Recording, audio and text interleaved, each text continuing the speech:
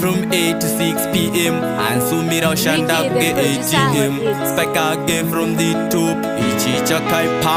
Wakatora moyo wangu shiri serious. Kandiramba sha denda italus. Apa ndichabatika ndakavira gap. Ndaikurwarira wabudigira nip. Mufunge na baby isu taidanana. Akandisiya zvake asi tainzwanana. Taitoronga asi takazopesana. Kurorwa kwake ishwiro yemangwana. Mufunge na baby isu taidanana. Akandisiya zvake asi tainzwanana. Taitoronga asi takazopesana. Kurorwa kwake ishwiro yemangwana. Baby unodida here ndizivise zvatoita zviudze munhu wese. Usangopenda penda ndoda munhu ari straight. Tonamirana yedu toita unge magnet. Ndikatadza mumwe wangu ndiudzewo. Ndiri munhu wenyama ini ndomborasikawo.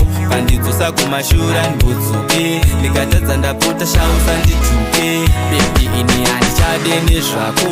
Ukaita login umboita logout. Ukasandinzochanzwanana nani. Ukasataura uchataura nani. Anongobuda ndoti upenda kupi. Pandinokanganisa pacho ndepapi. Tale aindisimbisa usanete.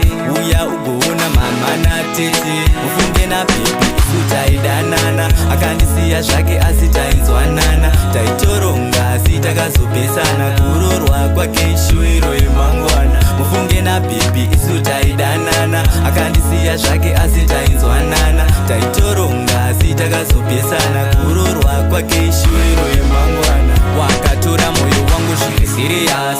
Kandiramba sha denda italus.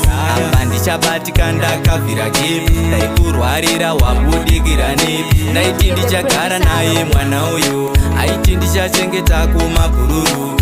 Achinditisha usandisiye. Zvauchadya neni ndichazvidyawo. Mufunge na baby isu taidanana. Akandisiya zvake asi tainzwanana. Taitoronga asi takazopesana. Kurorwa kwake ishwiro yemangwana. Mufunge na baby isu taidanana. Akandisiya zvake asi tainzwanana. Taitoronga asi takazopesana. Kurorwa kwake ishwiro yemangwana.